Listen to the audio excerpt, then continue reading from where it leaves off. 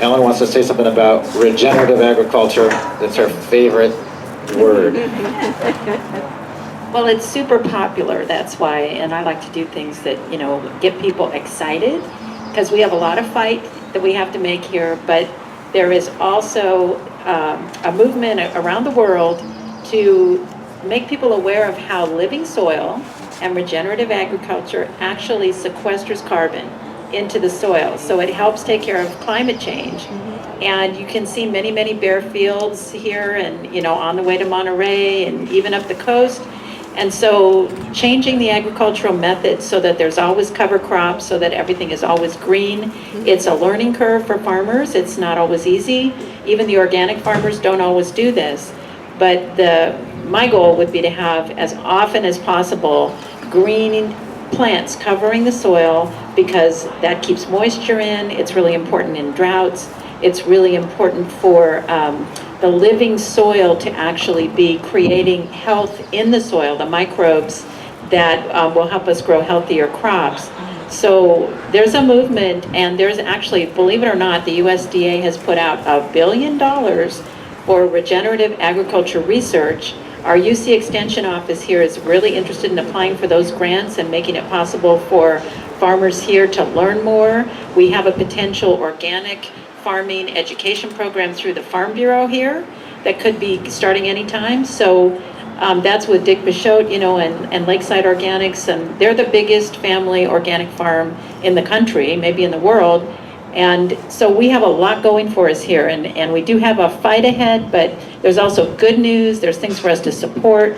And I actually have a little 3-minute video if you want to watch it, or you can watch it on YouTube, from Kiss the Ground. That's about the beauty of sequestering carbon through regenerative soils. So thank you very much for being here. And Ellen has an article in this magazine if you'd like to read it. Ellen Farmer, thank you very much. Any other questions, ideas? Yes. I have a little experience. I'm new here. I've only been here a couple of months. The mic closer to your Okay. vocal. Thank you. It's beautiful here. I don't have to tell you that. You already know that. And I don't want to see the farms go out of business either. But it's been my experience down south, where I've had to deal with tank farms and terrible air pollution. What you have to do to try to make change is really document the harm that is being caused. Are you doing enough right now? Like we had the AQMD down south along with other agencies, to help you document the spraying and the effects? Because that is really critical. That's a good question, and there's and I think Kathleen was alluding to the studies and how the studies often aren't always that useful, or there's many gaps. But I want to say that there's a little bit of a political game that's played with the community on your question. You're asking an honest, good question, but the companies and the government are very skilled at throwing the burden back onto you. Mm-hmm. Oh, you have to prove it, and and they have their own science, they have their own studies. Meanwhile, they continue to spray chemicals that we all know cause cancer and learning health disabilities. And somehow it's become normalized to think, well, that's okay, that's reasonable to spray these things. And it's not reasonable to try to go, so that's a little bit of a trap there. But yes, there's been more studies coming out showing drift problems, and it is our opinion that it's time for a transition, a change. And so... This is a great... You're in the microphone? So 7 years ago, the organizer we had in SAS got a friend who was a tech person, and she decided to do an app that people could use to report pesticide drift and exposure. Mm-hmm. And it was kind of like in the beta phase, and I think the state may have heard about it because they put up their own. Mm-hmm. So nobody knows that there's an app that you can have on your phone. So pick up one of these flyers that talks about Casper. So if you want to document what's going on in your neighborhood, again, it's like that fundamental squeaky wheel thing. It's like, get the app, put it on your phone, and every time you're worried about your pesticide exposure, enter it into this database, because that's what it's going to take at a documentation level to get the state's attention. So pick up one of these flyers that tells you about Casper. It'll be on this table over here. They want to be the clearinghouse for that information. They didn't want us to be. So this is a little token thing that you can use for reporting. So that's another thing you can get started doing on your own. Report, report, report.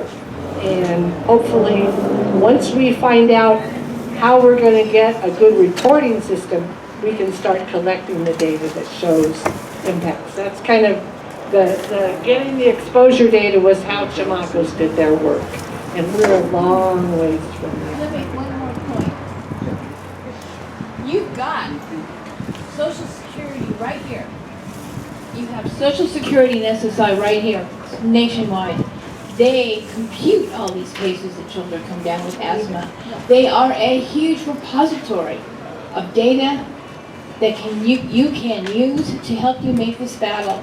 We use this in Long Beach and Wilmington and Southern California, where we're dealing with all this horrible air pollution coming off the 24/7 trucks going all over the place in the Twin Ports, as well as San Pedro and all of that area. So you've got this huge data bank right there that's public knowledge. They will get you this information about kids that have asthma and heart attack victims, and I mean all of it. So you have one source already. We need to get the healthcare providers on board. Chamacos had a great impact on the Salinas Valley, but most healthcare providers know next to nothing about this subject. I agree. Santa Cruz County has nothing like We're that in going to place. wrap up any burning questions for the panel, or we're going to stick around, lots of information. Please stay in touch with us. Thank you for coming. We're going to be sending out more information about how to get involved. We're building this. This is the beginning. All right, So thank you so much for coming out today. Patio, do you have anything? Well, just the only way to do this is together. So if you're not on our mailing list, we need the help. We need the power of all of us together. This is not going to work for individuals.